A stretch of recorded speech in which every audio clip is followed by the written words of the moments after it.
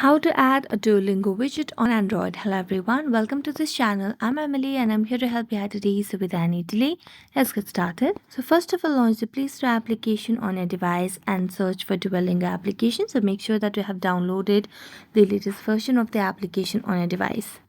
As you can see, I've already downloaded it. So I'm going to go back and then make a long press on the home screen.